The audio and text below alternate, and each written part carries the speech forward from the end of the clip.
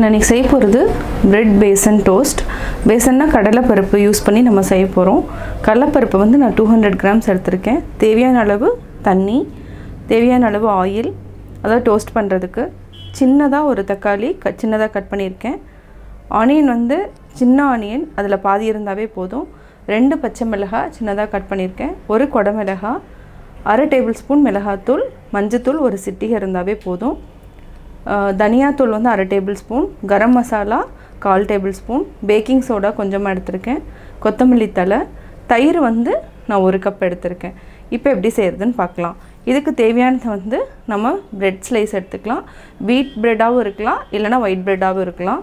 இது வேணாலும் நீங்கள் எடுத்துக்கோங்க. இப்போ எப்படி செய்கிறதுன்னு பார்க்கலாம். ஃபஸ்ட்டு நம்ம பவுல் எடுத்துக்கலாம். பவுலில் கடலை மாவு வந்து ஆட் பண்ணிக்கலாம். இது கூடவே தயிர் நான் 1 கப் அப்படியே ஆட் பண்ணுறேன்.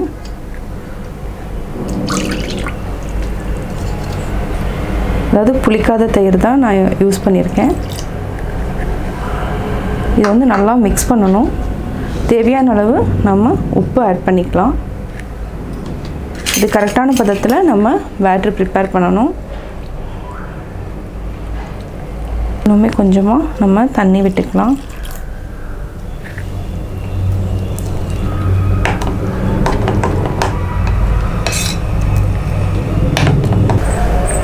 இப்போ நம்ம கொஞ்சமாக பேக்கிங் சோடா ஆட் பண்ணிக்கலாம்.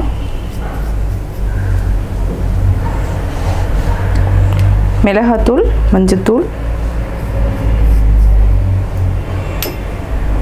கரம் மசாலா, மல்லித்தூள்,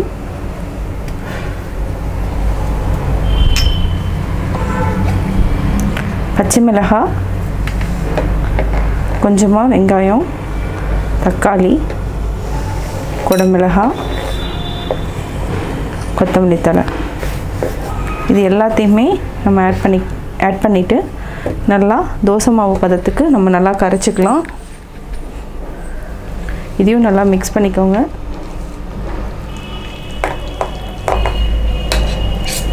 கொஞ்சமாக நம்ம தண்ணி ஆட் பண்ண வேண்டியது வரும். தண்ணி ஆட் பண்ணியாச்சு. இதை வந்து ஒரு 15 மினிட்ஸ் நல்லா மூடி வச்சுடுங்க. அதுக்கப்புறம் நம்ம ப்ரெட்டு மேலே வந்து அப்ளை பண்ணிவிட்டு டோஸ்ட் பண்ண போகிறோம்.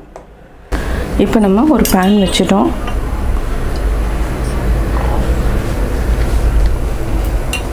ஒரு 3 டேபிள் ஸ்பூன் வந்து எண்ணெய் விட்டுக்கலாம்.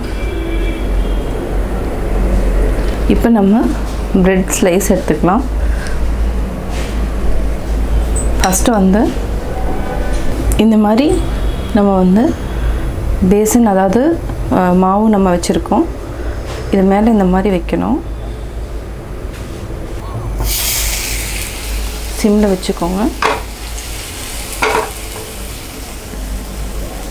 அதுக்கப்புறம் இந்த மாவை வந்து நம்ம மேலேயும் அப்ளை பண்ணிக்கலாம்.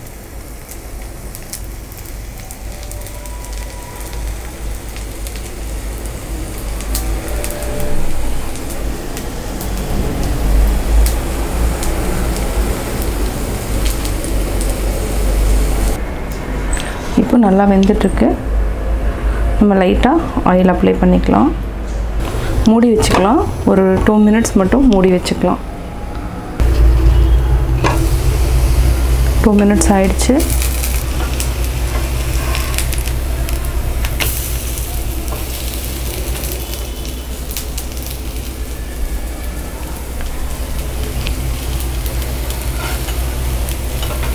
அதே மாதிரி இதையும் நம்ம எடுத்துக்கலாம்.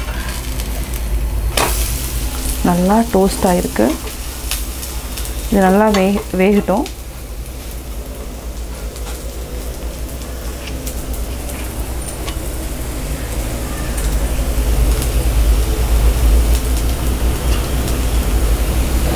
அந்த கார்னரில் மட்டும் நம்ம ஆயில் விட்டுட்டோன்னா ஓரத்துலேயும் நல்லா வெந்துடும்.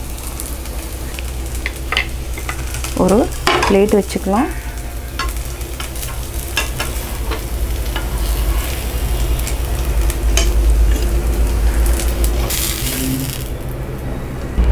சுவையான பிரெட் பேசன் டோஸ்ட் ரெடி.